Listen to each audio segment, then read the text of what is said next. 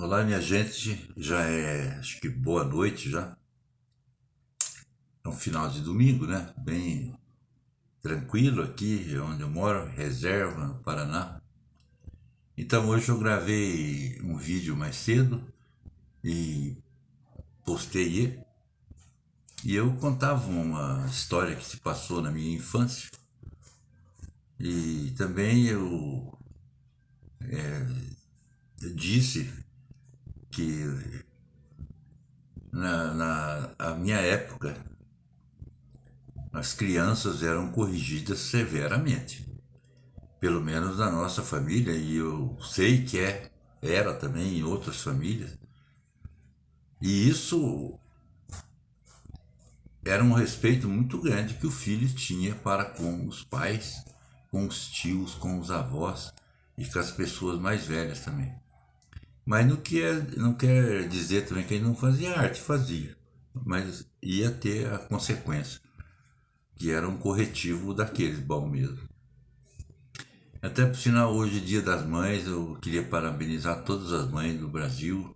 Infelizmente, a minha já se foi, mas tem muita gente que tem a mãe ainda e eu espero que essas pessoas curtam bastante a mãe, porque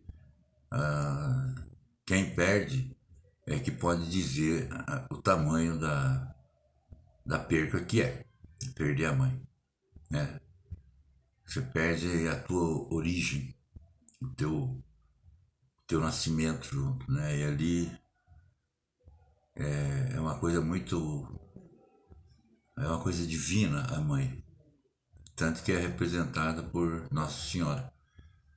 Então fica aqui meus parabéns a todas as mães e aquelas que já se foram, que Deus tenha recebido elas de braços abertos.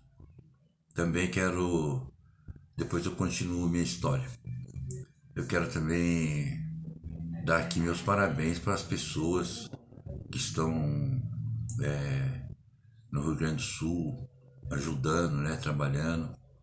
São pessoas voluntárias, né, do próprio povo gaúcho, e também eu tenho certeza que tem do Paraná, tem de Santa Catarina, tentando ajudar as vítimas daquele sinistro que aconteceu por lá.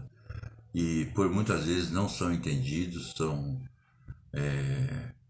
até execrados, até não proibidos até de fazer aquele tipo de salvamento, de ajuda. Infelizmente, o Brasil é assim e a gente está vendo isso ir para piorar, piorar. Né? E daí você não vê assim Parece que a claridade está lá no fundo do funil, lá na parte mais fininha, sabe? Você não vê. É a tristeza. Mas fica aqui meus parabéns a essas pessoas voluntárias, né? E também o corpo de bombeiros, tudo eles estão ajudando, né? De certa forma, né? Então, gente, hoje eu vou contar uma passagem. Eu poderia até continuar naquela idade que eu tinha, de 7 anos até um pouco mais, mas eu vou dar um pulo aí na minha idade, quando eu já estava em Apucarana, morando em Apucarana, já era um jovem. Eu comecei a trabalhar aos 13 anos de idade e já começou a ficar tudo diferente para mim, né? Já tinha talvez abandonado um pouco daquele amor pelo sítio, né? Na área rural. Eu comecei a ver muitas coisas diferentes, outras pessoas. Claro que nunca esqueci da minha família, jamais ia esquecer. Meus primos, tio, tias.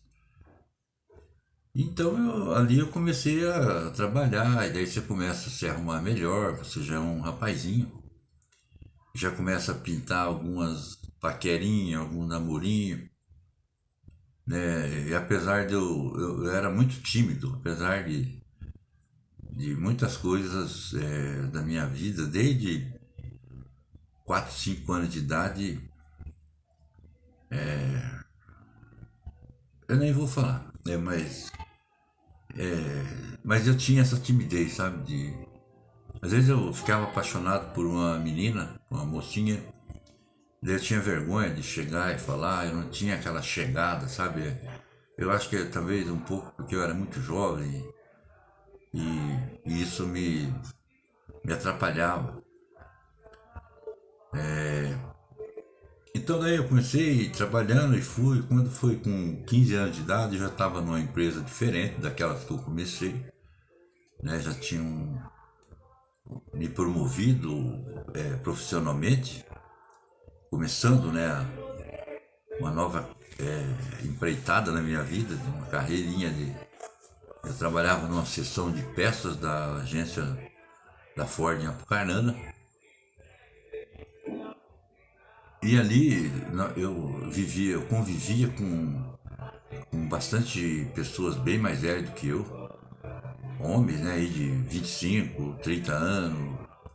E eu era o xodó deles, né? E daí, numa certa época, eu me lembro bem que tinha uma loja de calçado para baixo da Cacique Automóveis. Quem é de Apucarana e se inscreveu no meu canal vai lembrar. É uma loja de calçado, eu não me lembro o nome dela, mas é descendo na Avenida Curitiba, bem próximo ali da Cacique Automóveis. E daí tinha uma vendedora, ela era muito bonita, essa menina nova ainda, mas era mais velha do que eu, era mais velha. E eu fiquei apaixonadíssimo por ela, sabe? E ela sempre dava um ladinho pra mim, mas eu não chegava, eu tinha vergonha, medo, sei lá, eu era tão bobo que se eu estivesse andando numa calçada e viesse alguma moça atrás de mim, eu perdi o rebolado, eu não conseguia andar, sabe? E a gente falava isso e é verdade, eu não. De perder o rebolado, né? Então eu deixava sempre, eu dava uma segurada, deixava a moça passar, para daí eu continuar a minha caminhada, de tão tímido e vergonhoso que era. Isso foi, claro, foi acabando. Foi acabando porque pelos acontecimentos que começou a acontecer na minha vida, né? Tudo para mim era uma coisa tudo nova, né? Aquele pequeno conquistador já, né? Eu só pensava nisso. Claro que pensava no meu trabalho também, mas nas horas vagas era isso, né?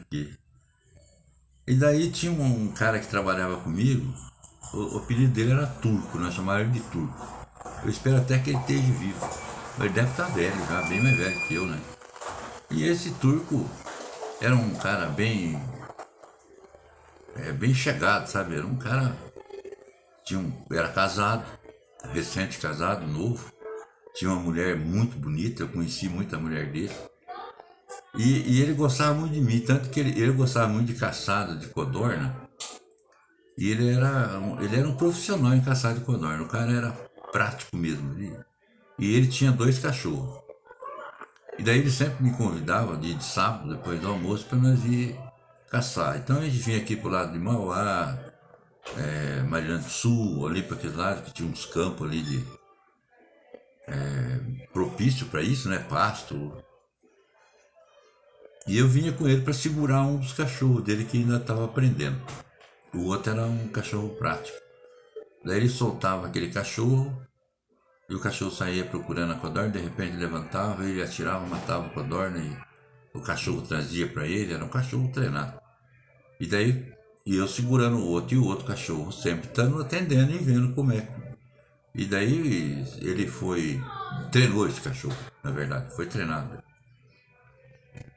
Mas esse rapaz, eu peguei muito confiança dele, então eu gostava dessa moça, eu peguei e falei pra ele. Falei, Turco, pô, dá uma falada com aquela menina pra mim lá, pra mim. Eu queria namorar ela, eu gosto dela, tudo. Ele pegou e se dispôs de falar, sabe? E ele tinha um Jeep. Até eu comecei a dirigir carro meu no Jeep dele, sem saber. Sem saber. Eu era tanta vontade de aprender também a dirigir que eu aprendi. sozinho, praticamente sozinho. E ele foi foi me enrolando. Nunca dava nada, nunca dava nada. Quando chegou num determinado ponto, daí eu descobri que o filho de uma égua tinha. Ele estava de caso com aquela moça que eu amava tanto na minha vida, sabe? Puta, eu fiquei. Eu não queria nunca mais conversar com ele, né? Eu fiquei muito magoado mesmo, muito sentido mesmo. Foi uma coisa decepcionante mesmo, como um amigo, ele me traiu, né? Eu achava que não. E daí para voltar às boas, porque ele gostava de mim. Ele não falava nada porque ele queria me proteger daquela, daquela pessoa e via em mim um jovem ainda que não merecia tá numa rascada dessa aí, né? Aí o que eles fizeram? Entre eles lá, o chefe da seção de peça, o outro era um cara que era chefe também do escritório da oficina da Ford. E daí mais o balconista que tinha. E aquele tempo o costume era ir na boate, pra frente de Apucarana e de Parapongas, que chamava Cinco. Muitas pessoas antigas aí lembram do Cinco, porque ele era muito frequentado na época. E hoje está diferente, né? Hoje é tudo diferente. Nem existe quase essas casas tipo Bataclan, né? Mas naquele tempo tinha. E daí eles ficaram sabendo que eu ainda era virgem, não tinha ainda um contato físico com uma mulher nenhuma ainda, né? Eu já estava com 15 anos para 16. Vão levar ele. Você vê, era uma coisa perigosa até, porque a polícia naquele tempo também não aceitava o menor nesses lugares. Mas eu já tinha um porte assim diferente, talvez até parecido um pouco mais com pessoas já. Eu sei que chamaram eu e convidaram, vamos, você vai? Eu vou, nossa, eu queria, por Nossa Senhora. Eu até falei um nome que não devia. E daí marcaram, nós somos tudo de lambreta, porque naquele tempo era um veículo muito usado a lambreta ainda. Isso foi no ano de 60 e pouco, sei lá. Nem lembro mais, 66, 67, 8, por aí. Mas ainda tinha. E na empresa nossa lá tinha uns caras que tinham lambreta e nós fomos, né? Eu fui de carona lá. Chegou lá, pá, já levaram eu pra dentro lá de uma casa lá e mandaram, chamaram lá uma garota, até uma garota nova, bem novinha, bonita, e já fizeram eu ir com ela lá, né, pra ver se eu era macho mesmo, né? Mas, gente, eu peço desculpa até que eu tô contando essa história um pouco assim, mas ela é engraçada. Eu espero que todo mundo entenda que ela é engraçada. E daí, rapaz, deu tudo certo. Deu tudo certo. Só que daí eu fiquei apaixonado por aquela menina, por aquela moça. Fiquei apaixonado. Porque o que ela tinha feito para mim, né, naquele momento, naquele dia, naquele primeiro encontro ali, eu nunca tinha. Ninguém tinha feito aquilo para mim e aquilo me deixou eu bastante assim. Deixou eu apaixonado, na verdade. Fiquei mesmo. Eu falo a verdade que eu fiquei apaixonado. E daí eu não queria nem ir embora daí, sabe? Porque daí já me deram alguma coisa para tomar. Deu trabalho para mim ir embora, mas daí prometeram que eu ia levar ela de volta para lá. Mas daí eles começaram na semana a falar: lá não é assim que funciona, lá é assim, assim, assado. Contava. Lá você. Claro que você não vai lá. Existia casos, né, de pessoas que gostavam de alguma mulher, alguma moça que estava nessas casas e tirava ela de lá e ela ia viver uma vida normal, como eu achava até a coisa muito bacana, bonita, né? Hoje já não acontece mais isso, né? E daí me convenceram. Chegaram num ponto que me convenceram. Mas eu fiquei muito feliz mesmo desse coisa. Então daí eu estava lembrando do quê? Do tempo que eu apanhava quando eu era pequeno. E isso continuou. Porque não pense vocês que a minha mãe deu trégua para mim. E nem para minha irmã também. Ela era menos, mas eu era muito arteiro e malandro, e daí já peguei o ritmo desses tipo de homem, da forma que me levaram eu para aquele batismo, né, de prostituto. E daí eu fiquei encantado com esse mundo dessas pessoas. Era diferente, é uma mudança que houve em mim, e eu acredito que muitos jovens, todos os jovens têm essa mudança, né? E daí chegou o tempo de eu servir o exército.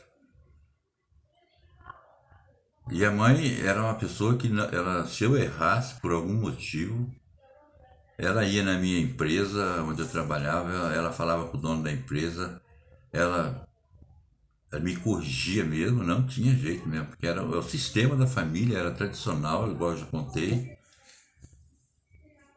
Servi o exército quando dei baixa, daí sempre quando os soldados dão baixa no exército, você serviu lá um ano e tem a baixa, você sai. Você cumpriu o teu tempo. Sempre tem uma festinha dos amigos, né? Das pessoas mais chegadas da gente, que é para festar a baixa que você teve. E daí muitos amigos vão para uma cidade, vão para outra, porque não era só de Apucarana, o pessoal, né? Mas eu, quando teve essa festa, eu tava. Ela demorou um pouco para sair do. Não foi no dia que nós demos a baixa, não foi. Para mim que foi depois, um pouco, eu já estava começando trabalhando de novo, já na agência Ford, mesma coisa, eu voltei no mesmo trabalho que eu fazia. E para baixo, ali na rua, não na Avenida Curitiba, mas tem aquela ruinha que desce, acho que é Rua Lapa, se não me engano, bem de frente com a porta da oficina da Cacique. Naquele tempo tinha um barzinho para baixo, um pouquinho. E ali tinha duas meninas, elas eram gêmeas. Tenho essa lembrança que elas eram. Eu conheci. Eu não sei qual que eu conheci, na verdade. Eu sei que eu comecei a ir ali e tomar uma cervejinha e ir embora. E a menina era muito bonita no bar. Linda. E a menina nova ainda. Pronto. Tornei me apaixonar pela menina e ela também daí se apaixonou por mim. E daí nós já combinamos de sair junto, né? E que eu tava sem. Eu me lembro que pra mim que eu emprestei dinheiro da minha irmã. Veja bem. Eu não tinha dinheiro para pagar o hotel. Hotel Santa Terezinha, se não me engano. Eu passava ali o Redondo, descia pra rua Ponta Grossa e era ali. Muita gente aí vai lembrar disso aí. Hotel Santa Terezinha mesmo. Aí combinamos tudo lá, uma tarde lá e a hora que ela saiu do serviço dela, nós saímos juntos e fomos lá para aquele lugar. E era um dia de. Eu acho que era um dia de semana, um dia de sábado, sei lá. E, e daí nós fomos, tranquilo. E a minha mãe, ela não aceitava eu posar fora de casa. A minha mãe se desesperou quando eu não apareci do serviço, não apareci na casa. E foi noite adentro, ela preocupada. Ela foi na delegacia, deu parte do sumiço meu. Ela, eu não sei como ela ligou para um tenente que era tenente da minha companhia no quartel. Eu fazia parte da companhia de comando. Eu sei que estava o que tinha de polícia em Apucarana e a patrulha militar, sei lá, tava me procurando, e fora os amigos daí que. E daí no outro dia amanheceu, eu com aquela cara de. Eu falei, puta, eu vou ter problema em casa, tranquilo, que a mãe vai loquear comigo. Não deu outra. Lá no Redondo, gente de Apucarana. Já tava subindo um amigo meu me procurando. Meu amigo Chicão. Também serviu na mesma época minha. E já veio abrindo os braços. Pô, meu, que tipo é esse? O que aconteceu? Onde você tava? Tá todo mundo te procurando. Até a polícia tá atrás aí, preocupado aí com você, que achou que alguém fez mal pra você. Daí eu contei pra ele, eu falei, puta, eu tava assim. Falei, mas vão comigo, tá em casa, cara, porque a mãe vai lotear comigo. E eu falei, eu não vou não, ele já conhecia a mãe. Eu não vou não. Ah, cara, eu tive que ir embora. Cheguei em casa, só vou contar um começo só, porque ela na verdade não aguentava bater em mim mais. Eu era muito grande, já estava o meu físico já pronto de homem. Mas ela aproveitou e quebrou um cabo de vassoura na minha cabeça. Foi o que ela conseguiu fazer. E escutei tanta coisa que ainda parece que soa até hoje ainda aquela ira que ela ficou muito irada mesmo. E daí eu não podia contar o que eu tinha feito, né? Que eu tinha. Então você veja bem, eu estava com 18 anos, 19 já, e ainda a mãe ainda achava que eu era uma criança e me corrigia como se fosse uma criança, né? Na verdade, e eu já era um homem. Então essa era a tradição, essa é mais uma história da minha vida de jovem, né? Agora eu contei e que foi muito, ela foi muito cheia desse tipo de coisa aí, essa como diz essa timidez, ela, lógico que acabou, mas eu nunca deixei de ser bastante assim, muito respeitoso, sabe, com as mulheres. Eu tinha um respeito muito grande por ela, tanto fazia se ela tivesse uma vida honesta, como tivesse uma vida, não sei qual o motivo que levou ela às vezes a viver num lugar de prostituição ou de não, mas para mim era tudo igual e eu sempre respeitei tudo isso daí, né? Eu continuei com isso aí, só que perdi aquele medo, essa barreira foi vencida na minha vida, graças a Deus, e daí hoje eu tenho um filho que está com 22, 23 anos e ele é tímido igual eu também, mesma coisa, ele não perdeu a timidez ainda. Eu fico olhando nele e me lembro de mim daí. Mas é isso aí, gente. Hoje essas causas aí, e devo voltar a contar mais alguns lá de Apucarana, tem muito.